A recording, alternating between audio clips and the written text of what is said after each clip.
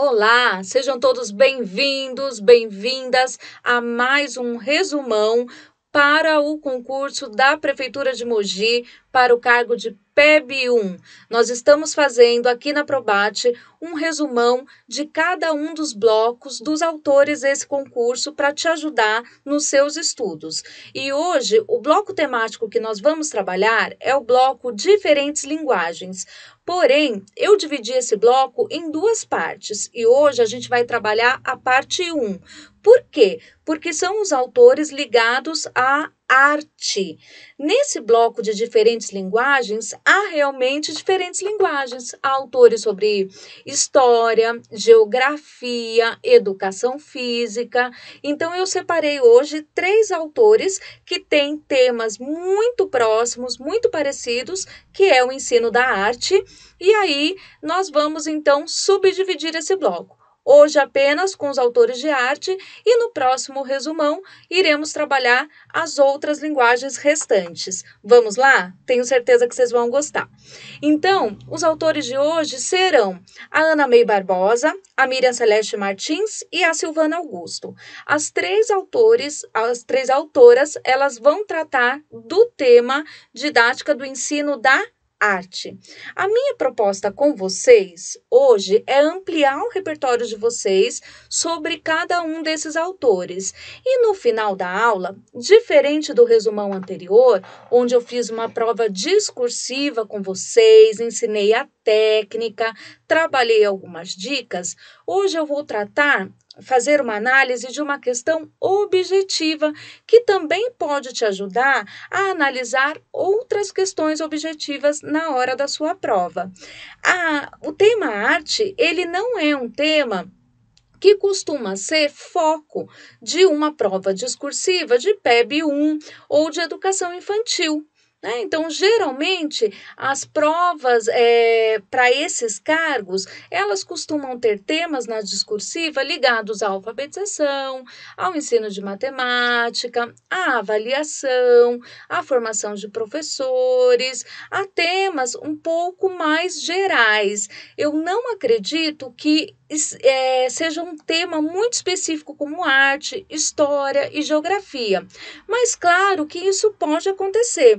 E se isso acontecer na sua discursiva, você vai utilizar aquelas técnicas que eu já te ensinei. E se você não assistiu o resumão anterior, você deve assistir, tanto de matemática quanto de avaliação, porque lá nós já trabalhamos a técnica para construir uma discursiva que é a tese, o argumento e a conclusão. E aí, então, você pode adaptar para o ensino de arte, para o ensino de história, para o ensino de geografia. Não vai mudar muito. Aqui, hoje, a gente não vai trabalhar a discursiva, e sim uma questão objetiva. E aí, antes disso, nós vamos conhecer aí o que dizem cada uma dessas autoras que vão cair no seu concurso. Vamos lá? Então, as autoras, como eu disse, são Ana May Barbosa e a Miriam Celeste Martins, que organizam o livro. Essas duas são muito próximas. O tema é um tema muito parecido. Elas trabalham basicamente os mesmos conceitos. Agora, a Silvana Augusto, não. Já é um pouquinho diferenciado, porque ela vai lidar mais com a didática do ensino da arte. Então, nós vamos trabalhar essas 3 autoras agora. Vamos lá? A concepção de Mogi, nós já sabemos que é a concepção socio-interacionista. Então, eu sempre coloco isso no começo do resumão. Se a concepção do ensino de Mogi é socio-interacionista, logo a concepção para o ensino de matemática vai ser socio-interacionista. A concepção da alfabetização também vai ser socio-interacionista. E não podia ser diferente com a arte, né, gente? Então, o ensino de arte, ele também vai ser visto em um modo de uma concepção socio-interacionista e não voltado para uma pedagogia tradicional. O ensino da arte apenas de forma tradicional, voltado apenas para reprodução.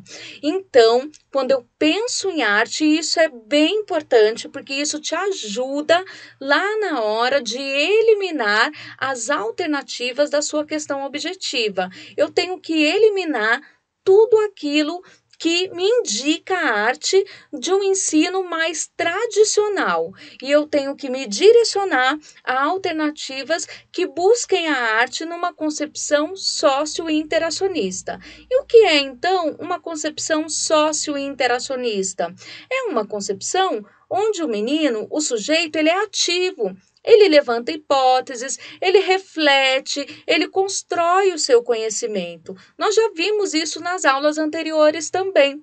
O professor, por sua vez, ele não é um mero transmissor. O professor, ele é um mediador entre o menino e o objeto de conhecimento que ele precisa aprender.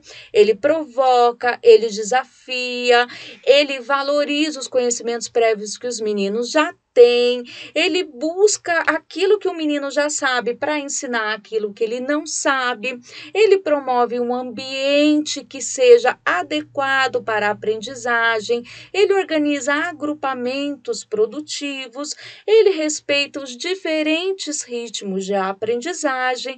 Então, um professor que trabalha numa concepção socio-interacionista, ele não está lá apenas para transmitir um conhecimento que está pronto, porque dentro dessa concepção, o conhecimento também não está pronto. O conhecimento é inacabado, ele é um objeto social complexo, que sofre mutações. Aquilo que a gente entendia por conhecimento há 50 anos atrás, não é mais hoje. E talvez daqui a 50 anos não seja mais o que é agora. Então, o conhecimento, ele é provisório, percebem? Eu brinco sempre na aula presencial, eu dou sempre o exemplo que eu fiz curso de datilografia. Gente, curso de datilografia. Então, a gente percebe que isso hoje não faz diferença alguma na era tecnológica, mas na época do meu ensino técnico fazia. Percebem? Então, o conhecimento ele é mutável, ele é provisório, ele é objeto social, histórico, complexo. A criança ela não precisa decorar um conhecimento. A criança precisa aprender, a construir o seu conhecimento sobre as coisas, a indagar, a refletir, a levantar hipóteses, a formular perguntas. Então, isso é uma concepção socio-interacionista, não interessa a área para que você vá trabalhar, seja em arte, matemática, história, geografia, qualquer questão. Quando a gente pensa numa concepção socio-interacionista, a gente está pensando nesses pilares, nesse jeito de ver o professor, nesse jeito de ver o aluno, nesse jeito de ver o conhecimento. Então, não esquece disso, porque é meio caminho andado para a sua prova. E aí, então, a gente tem a Ana May Barbosa organizando esse livro. E a Ana May Barbosa, gente, ela tem uma palavra-chave, que é a proposta triangular do ensino de arte. Então, proposta triangular do ensino de arte, eu não sei se você está aí com o seu caderninho, se você já baixou o nosso material que está salvo aqui para vocês, se você imprimiu, mas você tem que anotar isso, porque isso é questão de concurso. Proposta triangular do ensino da arte, de Ana May Barbosa. Então, a Ana May, quando ela fala da proposta triangular, ela está dizendo que a arte ela tem que ser trabalhada sobre 3 pontos de vista. Ela tem que ser trabalhada como produção, que é o fazer arte, ela tem que ser trabalhada como fruição. O que é fruição? Apreciar a arte. E ela tem que ser trabalhada como reflexão, que é o momento de contextualizar a arte. Então, a arte, ela tem que passar, a didática do ensino da arte, né? Quando a gente fala em ensinar arte para as crianças, a gente tem que passar por esses 3 momentos, que é o momento do ler, do fazer, do contextualizar. Ou você pode achar, eu coloquei aqui na frente do seu material, fruição, produção e reflexão. Isso, gente, está lá desde os PCNs, que hoje em dia já não caem mais muito nas provas, né? Tá lá no final da década de 90, mas produção, fruição e reflexão está presente hoje no ensino da arte e é aí o pilar da Ana May Barbosa. Então, vamos pensar lá naquela aula de arte, né? Uma vez por semana, a criança tá lá, sexta-feira à tarde, aula de arte, desenho livre. Então a criança vai produzir. Mas, gente, como que a criança produz se ela não tem repertório?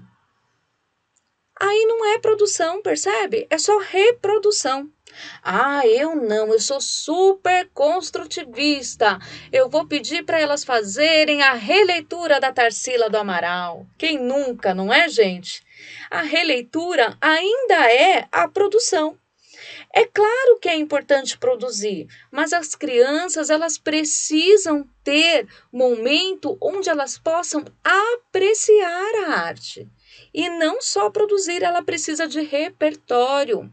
Ela precisa apreciar a arte. E apreciar a arte é ela ir até a arte, mas a arte vir até ela.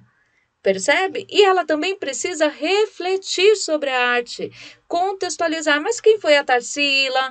Onde ela viveu? Por que ela foi importante? Por que ela usa essas cores? Por que o desenho dela tem essa característica? Então, ela também precisa contextualizar. A produção, ela não pode ser única. Ela tem que vir junto com a fruição, que é a apreciação, a leitura da arte, e também junto com a reflexão, que é a contextualização da arte naquele determinado momento. Então, gente, não esqueçam disso.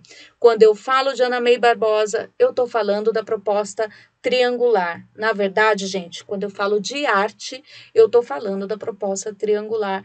Qualquer autor dentro dessa linha, dessa concepção, vai trabalhar nesse mesmo viés de produção, fruição e reflexão. Não esquece disso, anota, porque pode cair lá na sua prova. A Ana May, ela fala de um termo chamado arte-educação. O que ela diz? Que a gente precisa unir as duas coisas, porque as duas coisas, elas são relacionadas, elas são interdependentes, né? Então, não dá para eu trabalhar arte sem educação, não dá para eu trabalhar educação sem arte. Por isso, as duas são associadas ao hífen, arte-educação. E aí, então, a Martins, que na verdade é uma das organizadoras, ela vai vir na mesma linha da Ana May com a proposta triangular. Produção, fruição, reflexão. Ou ler, fazer e contextualizar, como você preferir. Eu gosto do produção, fruição, reflexão, porque eu acho que fica mais fácil de memorizar para a prova. E na prova a gente precisa ganhar tempo, né? Então, eu prefiro produção, fruição e reflexão. E já que eu falei em memorizar, vem aí uma dica que você precisa memorizar para a prova. A arte, o ensino da arte, quando a gente fala em arte no currículo, na educação brasileira, ela possui 4 linguagens segundo a LDB. Onde que está escrito isso, professora? Lá no artigo 26, parágrafo 6º. A arte, ela possui 4 linguagens. Quais são as 4 linguagens? Artes visuais, dança, música e teatro. Artes visuais, dança, música e teatro. Artes visuais, dança, música e teatro. Não pode esquecer disso. Canta para você não esquecer. Artes visuais, dança, música e teatro. Essas são as 4 linguagens da arte. Quando eu falo de arte, quando eu falo no ensino de arte no currículo da educação brasileira, eu estou falando no ensino de artes visuais, dança, música e teatro. Porque senão a gente trabalha só artes visuais, só o desenho livre. E dança também faz parte. E música também faz parte. E teatro também faz parte. Então, repara. Lembra da abordagem triangular? Então, quando eu falo de dança, eu não estou falando só de reproduzir dança na festa junina. Eu estou falando de apreciar dança, eu estou falando de produzir dança e eu estou falando de contextualizar dança. E aí, então, eu vou ensinar música. Eu estou falando de fazer música, eu estou falando de apreciar música e eu estou falando de contextualizar música. E quando eu falo do ensino da música, eu não estou falando daquela música que a criança já tem posta no cotidiano dela. Trabalhar música não é só trabalhar esse som, né? Então, trabalhar música é trabalhar silêncios, sons, ritmos, diferentes instrumentos, é dentro de uma concepção sócio-interacionista, percebe? Então, você tem que manter isso na sua cabeça. A mesma coisa o teatro, não é só reproduzir, fazer o teatro, produzir o teatro, mas é produzir, apreciar e contextualizar. E também com as artes visuais. Então, artes visuais, dança, música e teatro são as 4 linguagens do ensino da arte. Eu quero falar uma coisa para vocês, já que eu fiz um link aqui com a LDB. Gente, não esquece de uma coisa. O ensino da arte é obrigatório em todas as etapas da educação básica. Eu sei que essa aula não é de lei, mas quando a gente estuda para o concurso, a gente tem que ficar esperto, tem que fazer o link com a lei. Então, quando eu falo de educação básica, segundo a LDB, eu estou falando de 3 etapas: educação infantil, ensino fundamental e ensino médio. Então, quando eu falo no ensino de arte obrigatório na educação básica, eu estou falando que ele é obrigatório para a educação infantil, para o ensino fundamental e para o ensino médio. Não esquece disso. É muito fácil a gente ligar a arte à educação infantil, mas às vezes a gente esquece do ensino médio e tem arte no ensino médio também. E quais são as 4 linguagens mesmo? Artes visuais, dança, música e teatro. O que se pretende nas aulas de arte, segundo a Miriam Celeste Martins, é a interação da criança com o campo da arte, com essas 4 linguagens. O seu contato direto com ela por meio do que, pessoal? De uma aprendizagem significativa. Isso está presente na matemática, isso está presente em alfabetização, isso está presente em tudo quando a gente fala de uma concepção socio-interacionista. A aprendizagem tem que ser significativa, não importa o tema da sua discursiva. Esse argumento tem que estar na sua prova. Cabe ao professor promover aprendizagens significativas por meio de boas intervenções pedagógicas. Olha que argumento lindo! Coringa é aquele pretinho básico que serve para você usar em tudo, seja uma questão de arte, seja uma questão de matemática, seja uma questão de geografia. E aí, então, ela também vai falar desse ensino da arte dentro da proposta triangular de produção, fruição e reflexão. E mais que isso, ela vai trazer a sua contribuição falando aí da importância do trabalho com projetos.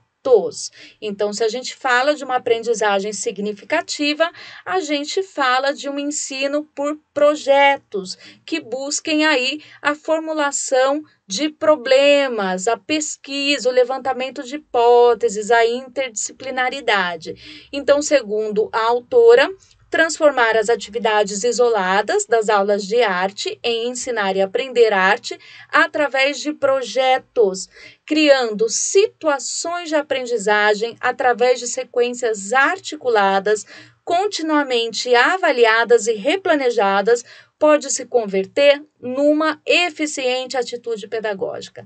Então, a autora defende a pedagogia de projetos. E, por último, nós vamos trazer agora a professora Silvana Augusto. A professora Silvana Augusto está aí trabalhando com essa questão da formação de professores.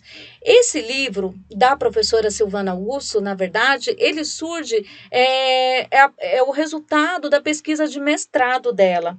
Então, ela faz essa pesquisa de mestrado, que é o Ver Depois de Olhar, a formação do olhar dos professores para o desenho das crianças, e depois ela publica o livro. Detalhe importante importante, esse livro nunca caiu no concurso, a gente não tem nem questão formulada já sobre ele, ele nunca caiu, é um livro bem recente, de 2017, mas ele está aí pela primeira vez no edital da Prefeitura de Mogi. Essa pesquisa, ela foi realizada com professores de creche da Prefeitura de São Paulo. Então, o público-alvo dessa pesquisa, né, as pessoas que participaram foram professoras, né, e os desenhos, claro, das crianças da Prefeitura de São Paulo. E aí, então, a professora Silvana Augusto publicou este livro. Então, eu trouxe, assim, a ideia principal do livro, que é criar um contexto em que o professor construa significações no exercício do olhar para o desenho da criança. Então, o professor, ele tem que construir significações. Ele tem que exercitar o seu olhar. Por isso que é ver depois de olhar, né? Antes tinha um comercial de TV que falava, tem gente que olha e não vê. É isso, o ver depois de olhar. É não só olhar para aquilo que está dado, mas refletir sobre isso, né? Então, a Silvana Augusto, ela vai dizer que o desenho, no início da vida da criança, ele ocupa boa parte da infância. E depois, esse desenho, quando a criança entra na vida pré-escolar, ele fica submetido à escrita, a outras aprendizagens. Então, o desenho vira uma atividade que é uma atividade feita no final da aula, que é uma atividade feita como compensação. Você já terminou, então faz um desenho, né, para aproveitar aquele tempo livre. Então, ela diz que conforme a criança vai aprendendo a escrever, o desenho ele vai perdendo espaço na vida da criança. A criança vai desenhando menos. E aí, ela vai dizer que o professor ele precisa entender esse desenho, que ele precisa olhar, porque já que a gente está falando de uma criança numa concepção socio-interacionista, que é uma criança que levanta hipóteses, que é uma criança que está refletindo, quando ela está fazendo aquele desenho, ela está refletindo. Então, não é um simples desenho que a gente pega, ai, que bonitinho, enfia no envelope e joga em cima do guarda-roupa. Aquele desenho, ele vem carregado de significações. E o que vai fazer com que essas significações sejam validadas é o olhar do professor. Interessante, né? O que eu acho que pode ser uma questão de concurso da professora Silvana Augusto é que ela vai trazer como contribuição teórica para toda essa prática de formação de professores as fases do desenho do Luquet. Quem está estudando para a Prefeitura de Guarulhos tem um livro da Florence Meredieu que também traz as fases do Luquet. E essas fases são trazidas aqui pela Silvana Augusto neste livro. Eu achei muito interessante. São 4 fases do desenho, segundo Luquet. Fala se não tem cara de questão de concurso. 4 fases, 3 aspectos, 4 linguagens. Então, o concurso adora essas coisas, né? A gente tem que ficar bem ligado para entender. E isso é bem gostoso da gente aprender. É gostoso da gente entender, e eu trouxe um desenho para ilustrar cada uma das fases, porque eu acho que vai ajudar você a construir o conhecimento sobre e tornar essa aprendizagem para você mais significativa. Vamos lá? Realismo fortuito. Então, o que ela vai dizer aqui? Segundo Luquet, a primeira fase da criança é o rabisco. O rabisco, ele é uma atividade para a criança de excitação motora. Então, ela tem o prazer no gesto de rabiscar. Pouco importa para ela o que está sendo desenhado, mas a excitação é motora. Então, ela tem aquela coisa do prazer gestual do ato de rabiscar. E aí o Luquet vai dizer que por volta dos 2 anos inicia essa fase que põe fim ao rabisco. E é a primeira fase do desenho, que é o realismo fortuito. Então, é quando a criança não mais vai praticar só aquele ato motor, mas ela passa a nomear o seu desenho. Então, ela faz o desenho, ela tem algo chamado levantamento do lápis. Então, o desenho não é mais direto. Ela desenha, levanta o lápis. Desenha, levanta o lápis. E aí, ela cria, então, formas isoladas e ela começa a nomear. Olha, professora, o cachorro. Olha, professora, você. Olha, professora, minha mãe. Não é? Olha, professor, a minha casa. Então, ela começa a nomear o desenho. Isso acontece por volta dos 2 anos. E aí, depois, vem a fase do realismo fracassado. O que o Luquet vai dizer para nós, gente? Ele vai dizer para a gente que essa fase é marcada por sucessos e fracassos. É onde a criança tenta reproduzir as formas, né? Então, ela vai tentando relacionar a forma com o objeto. Ah, eu quero desenhar uma casa. Uma casa é assim? Vou tentar desenhar. Então, ela vai ter sucessos e fracassos, por isso o nome realismo fracassado. Ocorre por volta dos 3 ou 4 anos e eu coloquei aí para vocês esse desenho. Então, são formas que os atributos são isolados, a criança vê, ela vai desenhando conforme aquele repertório que ela tem, mas a ideia dela é reproduzir essa forma da maneira como ela consegue. E aí depois vem a terceira fase, que é o realismo intelectual. O Luquet diz que é a fase mais rica do desenho das crianças, porque é a fase onde ela desenha, olha que interessante, não aquilo que ela vê, mas aquilo que ela sabe. Essa fase inicia mais ou menos por volta dos 4 anos e vai até os 10, 12 anos. Então, a criança, ela mistura diferentes pontos de vista, diferentes perspectivas. Ele vai falar do desenho do plano deitado, que sabe quando a criança desenha os objetos deitadinhos no chão, como se fossem vistos de um avião? Isso é um tipo de perspectiva. A outra perspectiva é essa que está aqui, é a da transparência. Veja essa casinha da Érica. A Érica, ela não desenha a casinha só do lado de fora. Ela desenha quem está dentro da casinha. Então, é a transparência. Ela não desenha só aquilo que ela vê, mas aquilo que ela sabe, as pessoas que estão lá dentro. Então, tanto esse plano deitado, que é o desenho visto por cima de um avião, quanto a transparência, são características aí dessa fase tão rica de criatividade das crianças, que é a fase do realismo intelectual. E aí, então, a criança passa para a última fase, que é o realismo visual, geralmente por volta dos 12 anos. Ela é marcada pela descoberta também da perspectiva e a submissão às leis. Olha que interessante, gente, o que ele vai trazer para nós. Há um empobrecimento, um enxugamento progressivo do grafismo, do desenho, que tende a se juntar às produções adultas.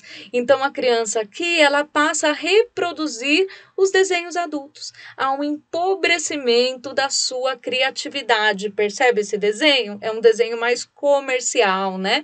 Então, há um empobrecimento até que esse desenho desaparece. Eu achei isso muito interessante. Quem tem criança pequena, dá aula para criança pequena, já viu essas fases com certeza.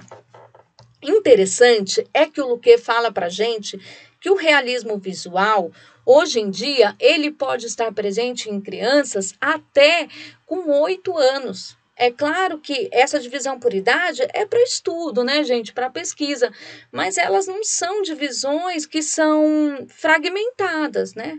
Então, às vezes acontece antes, às vezes acontece depois. Então, há discutido isso no livro, de que existem casos de crianças que entram nessa fase do realismo visual já com 8 anos, por conta desse apelo comercial, né, da indústria, enfim. Então, não são fases que devem ser isoladas umas das outras. Às vezes, cada uma das fases vai carregando característica das fases anteriores. E, gente, eu acho que essa pode ser uma questão de concurso, tanto para o concurso de Guarulhos quanto para o concurso de Mogi, que é as fases do Luquet. Eu acho que vale a pena você estudar isso. Tudo bem? Bom, muito fácil o conteúdo de hoje, muito gostoso e muito simples, não é? Eu trouxe aqui uma questãozinha para vocês que caiu para professor de arte da banca IBFC. Eu não sei se vocês conhecem essa banca, mas foi a banca que fez o último concurso de Fundamental 1 da Prefeitura de São Paulo. Foi a banca IBFC. Essa prova aconteceu em 2013. É uma prova lá do Distrito Federal. Mas eu trouxe para vocês porque eu gostaria de fazer a análise dessa questão. Quando você vai para uma situação de prova, você tem aí a questão emocional. Isso vai determinar muito o seu sucesso, o seu fracasso na prova. Claro, junto com seus estudos, com a sua disciplina. Mas se você estiver bem emocionalmente, seguro, que é aquilo que o estudo vai proporcionar para você, você vai estar mais tranquilo na hora da prova. Às vezes, você não estuda, fica inseguro, pega uma questão tão extensa como essa e se desespera. Eu não vou conseguir. Então, vejam, eu gostaria de fazer agora com vocês uma análise bem interessante sobre essa questão. Nós vamos fazer essa questão de dois jeitos. Primeiro, a gente vai olhar só as respostas, sem ler esse texto enorme.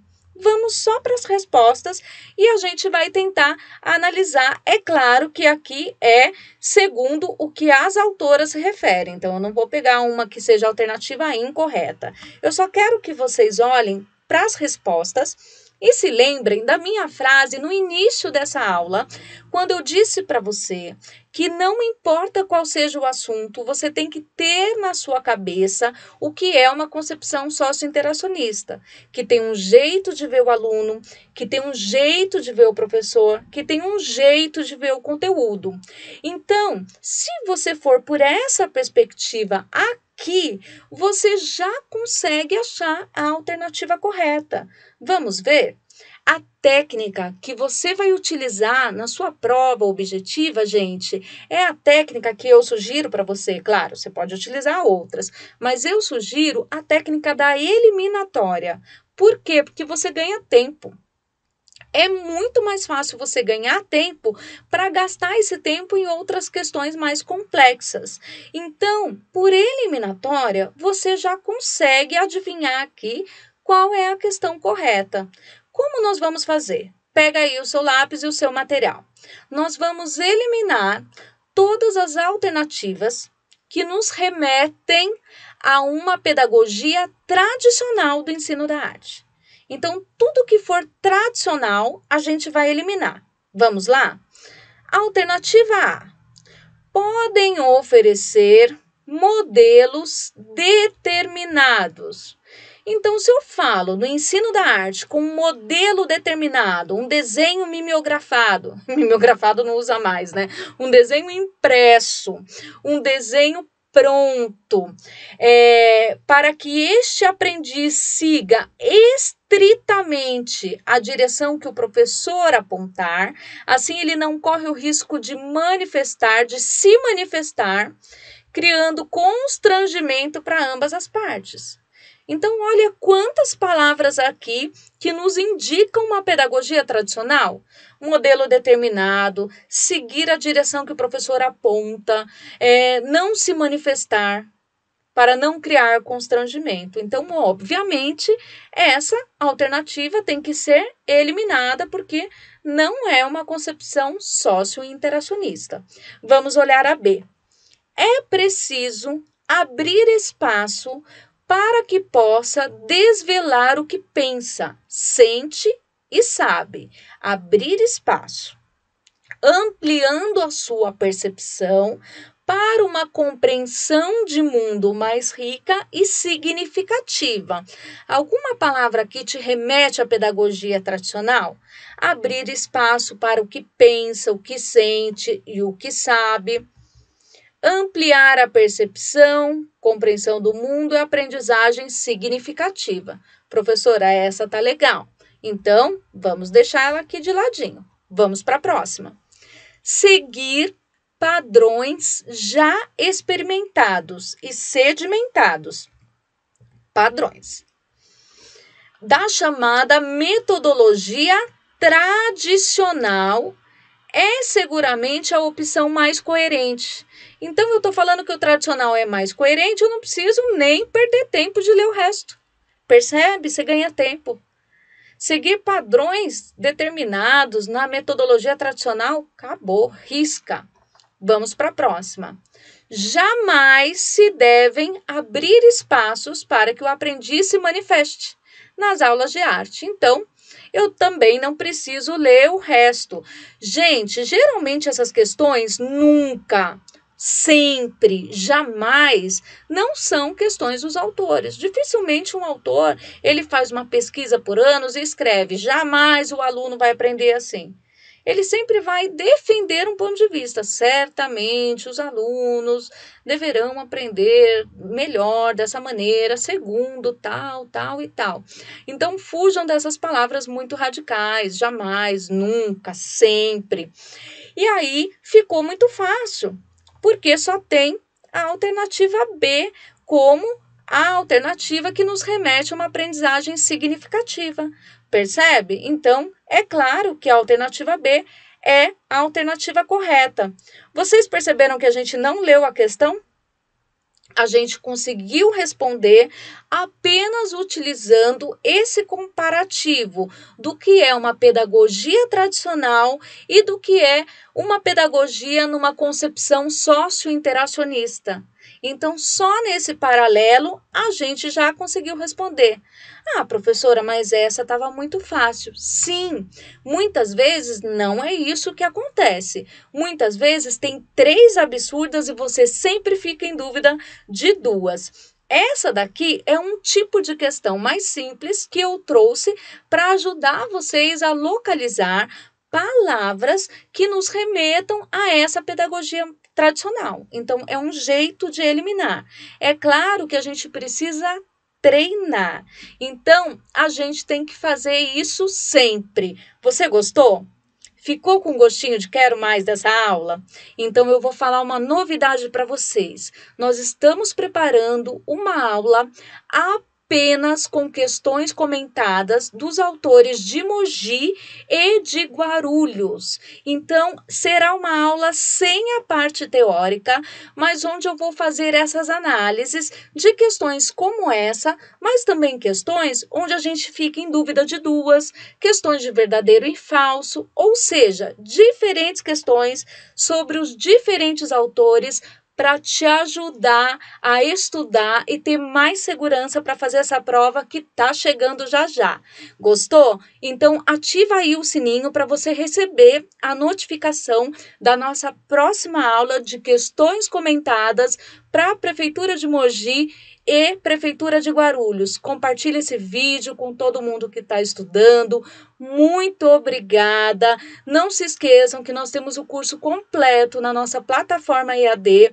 Então, se você quiser comprar, adquirir o nosso curso completo, vai lá na nossa plataforma, vai estar o link aí também na descrição. Lá tem um preço promocional e todo o conteúdo, todos os autores, todas as leis federais, todas as leis municipais e também questões e dicas para a prova discursiva. Eu espero vocês na próxima aula de questões comentadas dos autores de Mogi e de Guarulhos. Eu tenho certeza que você vai adorar, você não pode perder. Muito obrigada e até a próxima. Foi um prazer enorme estar aqui com vocês essa noite. Até já!